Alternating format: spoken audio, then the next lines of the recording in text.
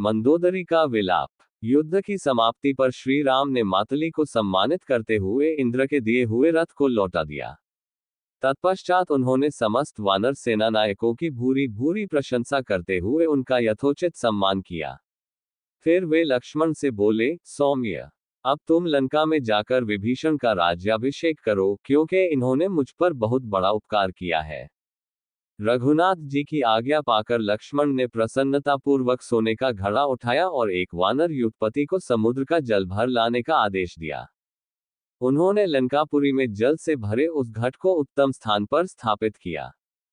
फिर उस जल से विभीषण का वेदोक्त रीति से अभिषेक किया। राज सिंहासन पर विराजमान विभीषण उस समय अत्यंत तेजस्वी प्रतीत हो रहे थे।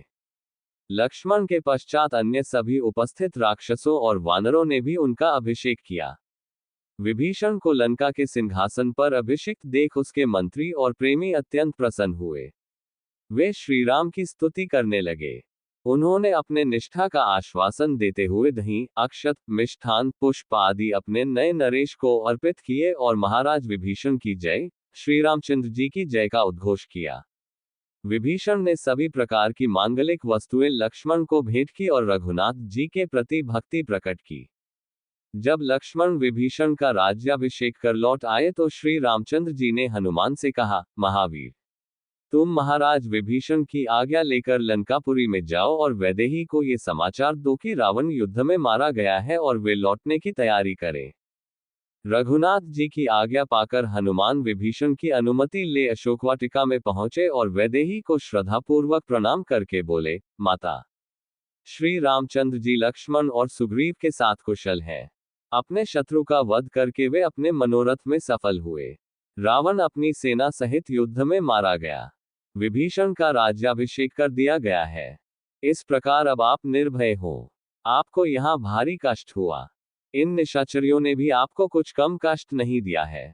यदि आप आज्ञा दे तो मैं मुको लातों से इन सबको यमलोक पहुंचा दूं। हनुमान की यह बात सुनकर सब निशाचरियां भय से थर थर कांपने लगी।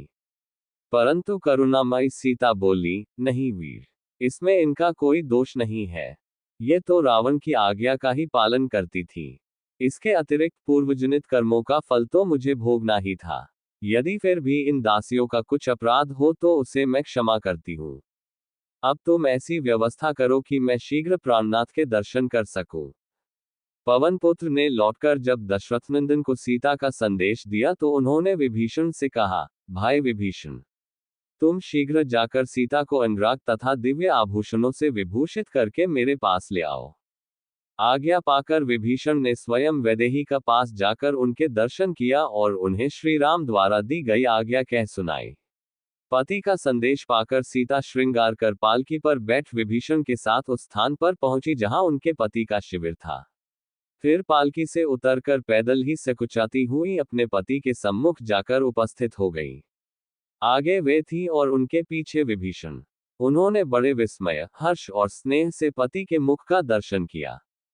उस समय उनका मुख आनंद से प्रातःकालीन कमल की भांति खिल उठा।